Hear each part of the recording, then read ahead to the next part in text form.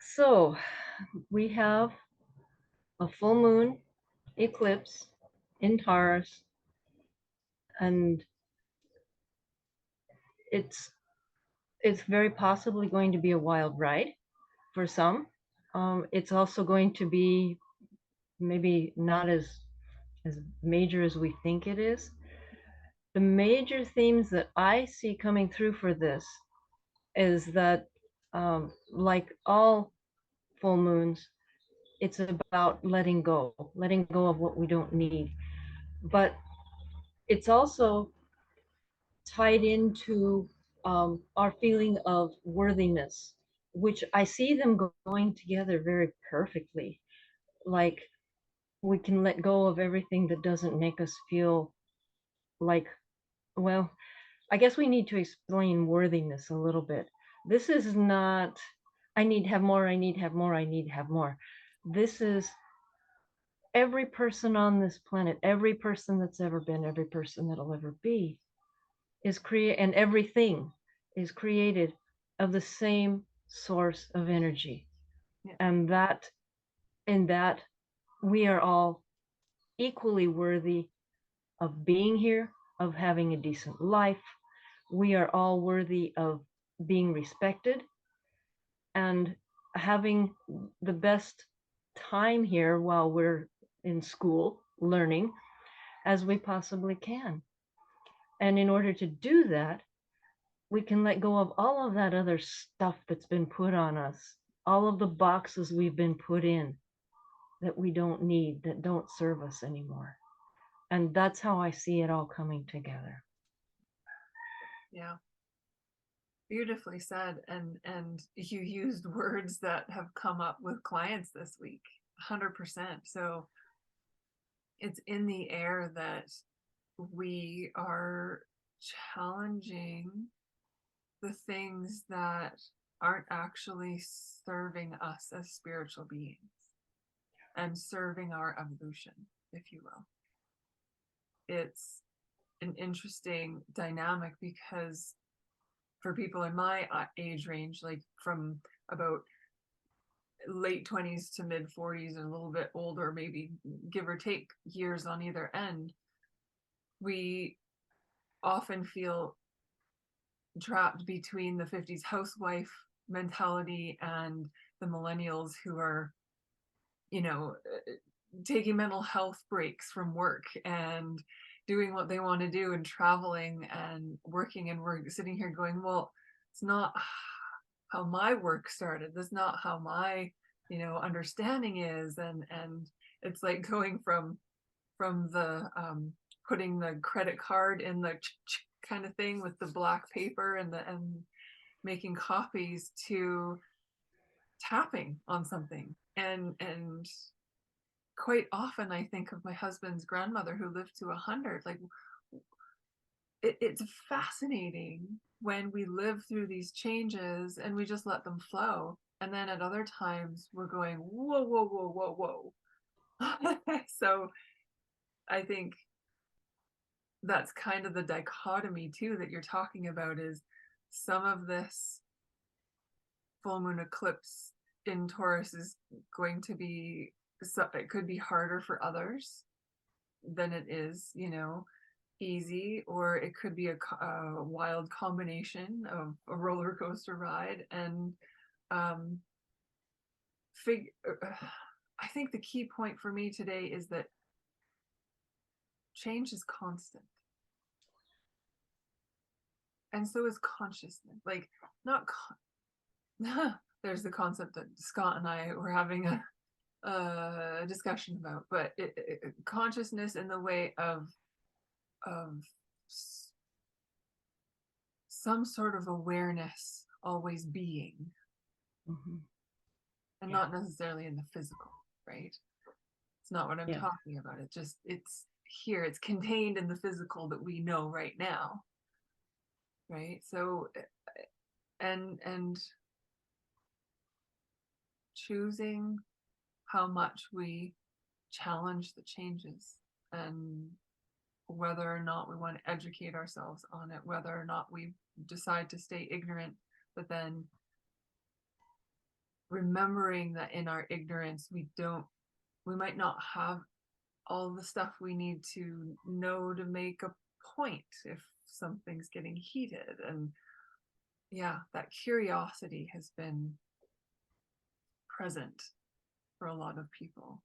Well, I don't know about that stuff. And I'm like, great, be curious.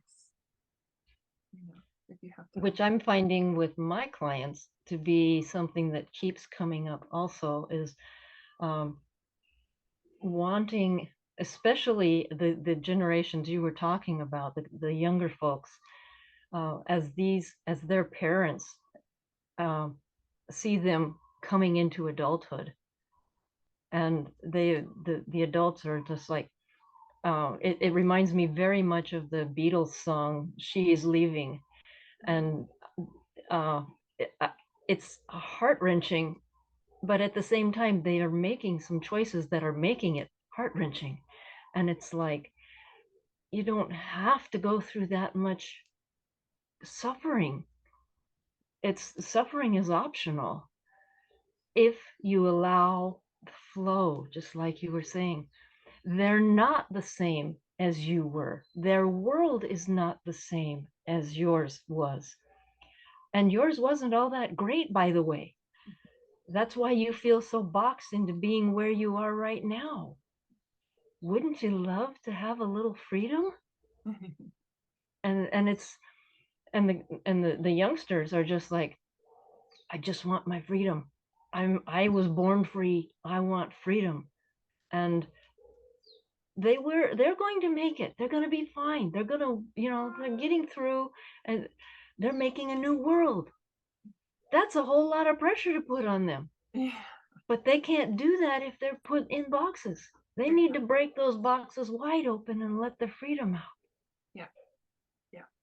And so I see this over and over again, and people are really struggling with it. And they just, well, this is what we were told is supposed to be the secret to success. Whose success? What success? Yeah. And it's just, okay, if you want to set yourself up for suffering, you can, but there's another way. Yeah, exactly. Exactly. Giving yourself that compassion and knowing that it was an elder, I'm pretty sure when I lived in South Dakota, they spoke about pain happens, and pain can be constant depending on what's going on, but we choose to suffer. Mhm. We choose to let it take over. We choose to, and he said, yeah, some people think that their pain is unmanageable and stuff like that. And the power of the mind makes all the difference. Yes. Just Yes. like And the attitude that one chooses to allow into the situation. yeah, yeah.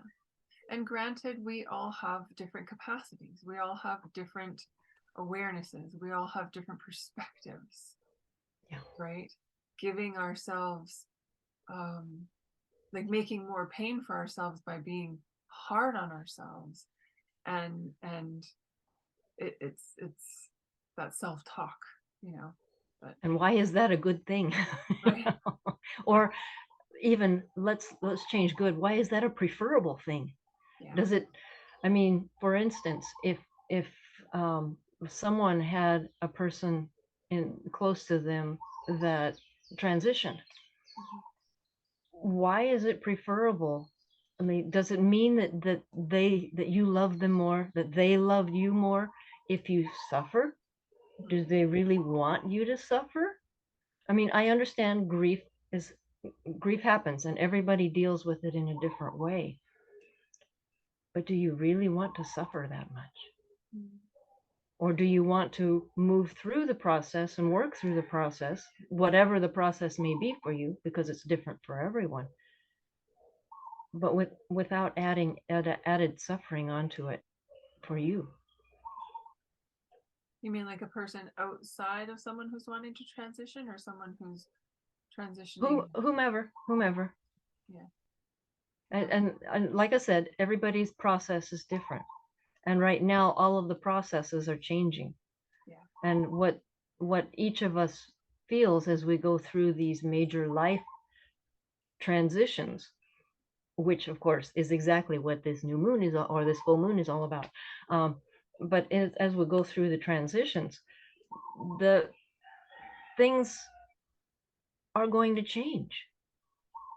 And if we think that this process that we've been given, possibly by our families, is the only process, man, that's going to be confining and cause a lot of difficulty that doesn't necessarily need to be there.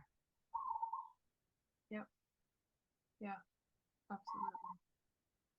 You said something earlier that I had a really good thought on, and I've forgotten it, but it'll pop back if it's supposed to be in the conversation.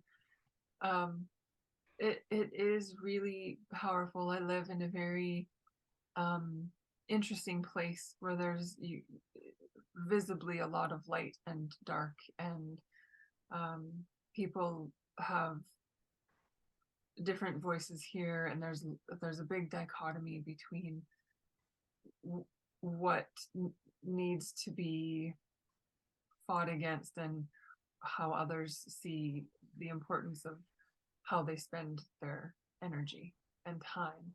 And being in counseling, it's interesting when all of it comes into the counseling room and holding space for all of it. And the one thing that I've learned is it's all here with a purpose. It's all here because we obviously need to learn something as a whole, right?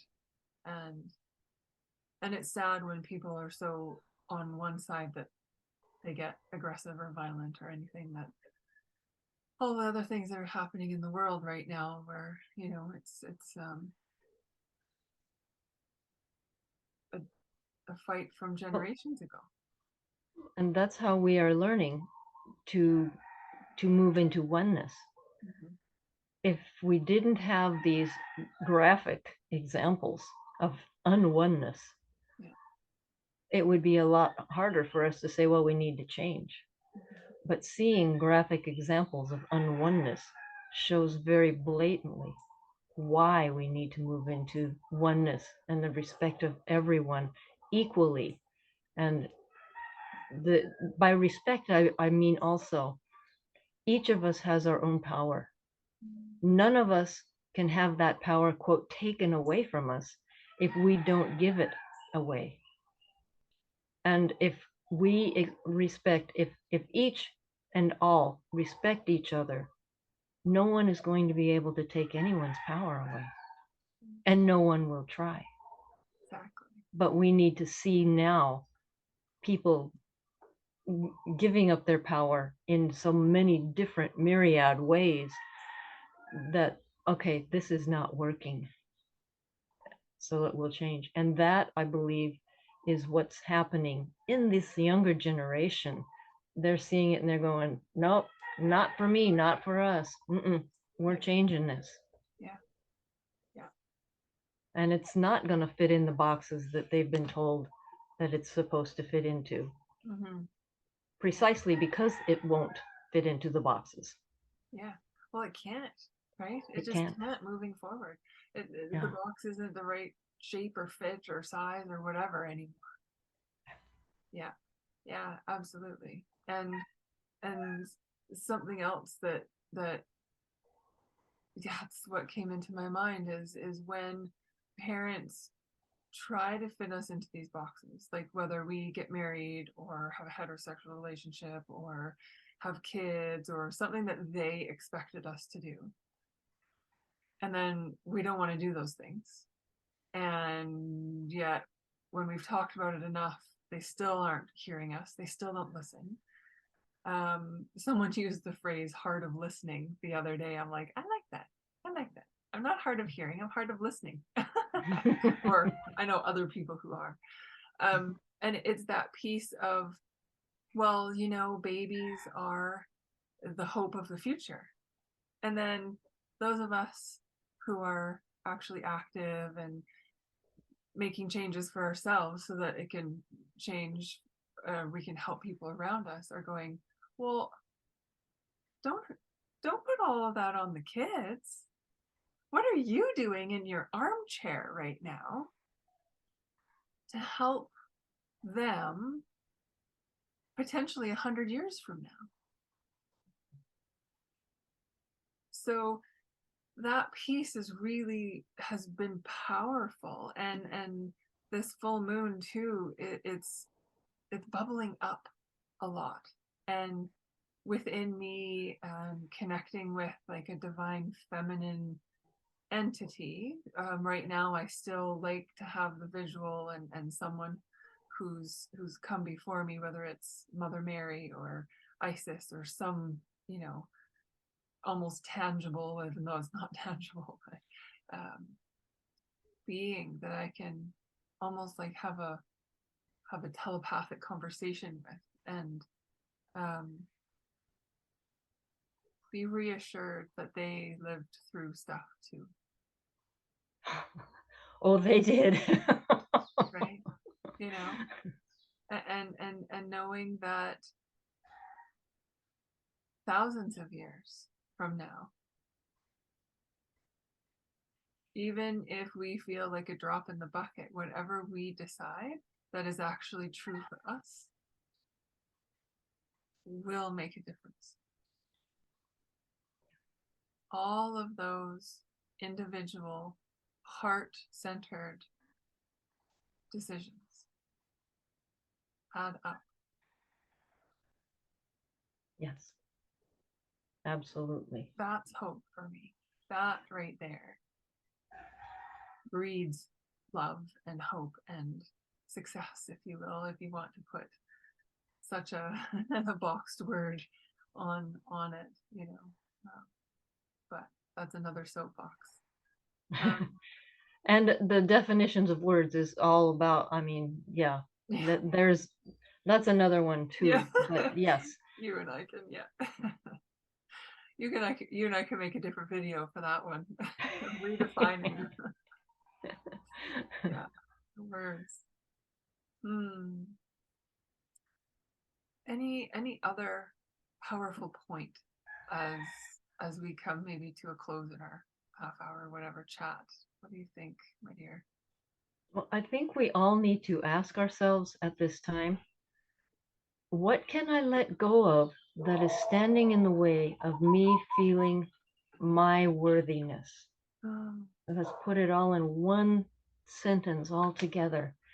And that requires, first of all, thinking about, feeling, what makes me feel unworthy?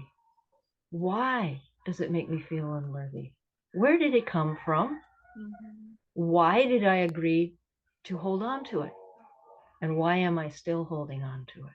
Yeah. And then, okay, I don't need this anymore. I'm going to let this go. Mhm.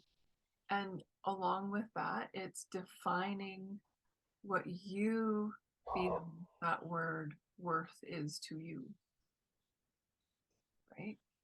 Because It does. But it's such a broad term. I mean, it's so much bigger, yeah, so much more expansive than what is really usually thrown around. That's true of so many words, but this one in particular, the, we all are taught what worth is supposed to be, what abundance is supposed to be. But they're so, both of those terms are so much broader, so much more expansive than what we have been given. yeah, absolutely. Yeah, those are beautiful questions, and even for a person who has done this work over and over, those are beautiful questions to always have read, like available, so that we can go, oh, okay, that's a new space, a new place that I need to, that I would like to bring myself to. or explore or unpack or unravel, whatever it is. Because each of us singular drops in the ocean are as deep as the ocean. Ooh, I got shivers on that one, Lei. That's awesome. That's awesome. Beautiful. So being compassionate with the self, asking ourselves questions that hold depth because of the depth of who we are, as well as meaning so that we can make our lives and our existence to hold the people dear to us when they need it, and also ourselves in the light that we want and know that we are. Just it needs to be shown differently for each of us. Well said. Well summed up. Love it. And now all we have to do is live through this energy. Which, by the way, I was just reading about this.